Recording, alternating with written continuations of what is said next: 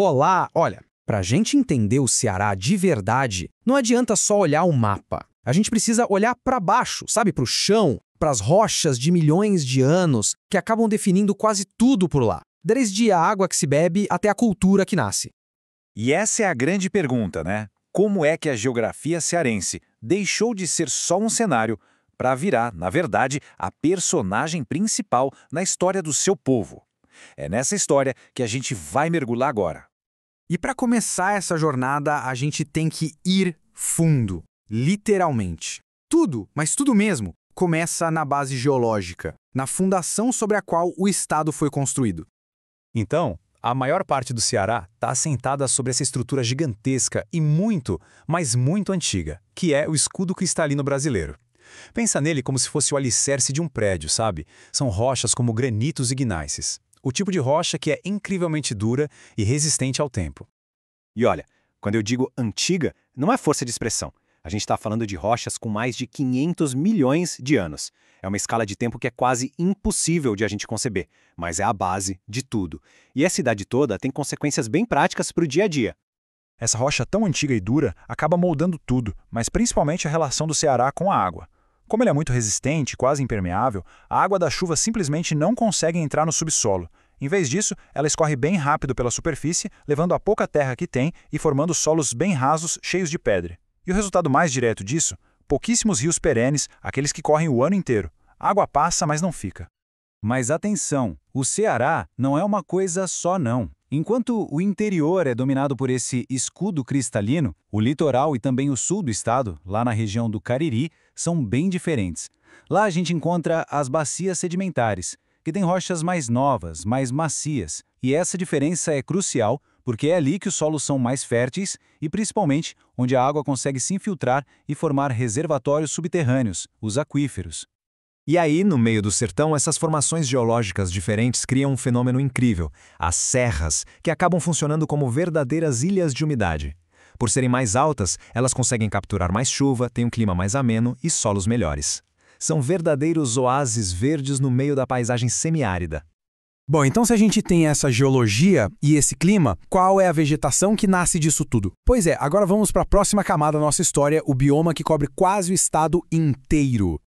E aqui não tem muito mistério sobre quem domina a paisagem. Cerca de 90% do território cearense é coberto pela caatinga, que é, aliás, o único bioma 100% brasileiro. O resto, esses outros 10%, são pequenas manchinhas de mata atlântica, lá nas serras úmidas, e os mangues no litoral. Para entender a caatinga, a gente precisa guardar bem essa palavra xerófila. Isso não quer dizer que a vegetação é fraca ou pobre. Pelo contrário, significa que ela é uma especialista em sobrevivência. É uma vegetação super inteligente, adaptada para viver com pouquíssima água. E como são essas adaptações? É genial. As árvores perdem as folhas na seca para não desperdiçar água. Os cactos guardam o líquido precioso nos seus caules e os espinhos servem de proteção. Pode parecer um ambiente seco e até meio morto na maior parte do ano.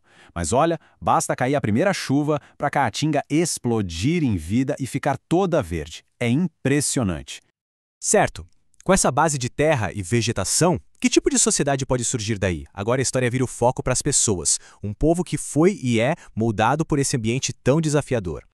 Hoje, o Ceará tem uma população de quase 10 milhões de pessoas. É o 8º estado mais populoso do Brasil. Mas a grande questão aqui não é quantos são, mas sim onde eles vivem. E a resposta, de novo, está na terra. A distribuição das pessoas no mapa é super desigual. A região metropolitana de Fortaleza, que fica justamente naquela faixa do litoral com mais água e solos melhores, concentra mais de 4 milhões de pessoas. Pensa bem, é quase metade da população do estado inteiro vivendo numa área bem pequena. Com isso, a lógica da ocupação fica muito clara. As pessoas, ao longo da história, foram buscando os lugares onde a vida era um pouco menos difícil, né? Onde tinha mais água, mais chance de plantar, de prosperar. O resultado disso? Um litoral superpovoado e um sertão com uma população bem mais espalhada. Viver no sertão, tendo que lidar com as secas que vêm e vão, exigiu muito mais do que só técnica. Exigiu a criação de uma cultura inteira baseada na resiliência, nessa capacidade de resistir, de se adaptar e de seguir em frente. E essa resistência toda se transformou em arte, em fé, em comida. A literatura de cordel, por exemplo, conta sagas do sertanejo. A cantoria improvisa versos geniais sobre a vida dura. A carne de sol é uma técnica de conservação de alimento que virou uma iguaria deliciosa. Cada uma dessas coisas é um testemunho da criatividade que nasce da necessidade. Bom, então vamos juntar todas essas peças: a geologia, o bioma e o povo. Tudo isso se conecta para formar o que a gente pode chamar de a síntese cearense. E aqui nessa tabela a conexão fica inegável. Para cada condição da natureza, a gente vê uma resposta humana direta. A geologia antiga e a falta de rios levaram ao interior mais vazio. O clima semiárido forjou uma cultura de resistência e também os ciclos de migração.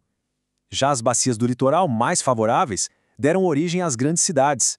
É uma relação direta, muito clara e poderosa. Essa frase resume tudo perfeitamente. O Ceará não é só um estado.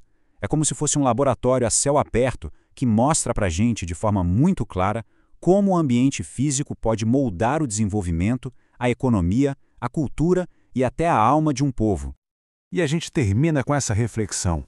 Num mundo que fala tanto em mudanças climáticas e em novos desafios com a água, essa capacidade histórica de adaptação do povo cearense vai ser testada mais uma vez.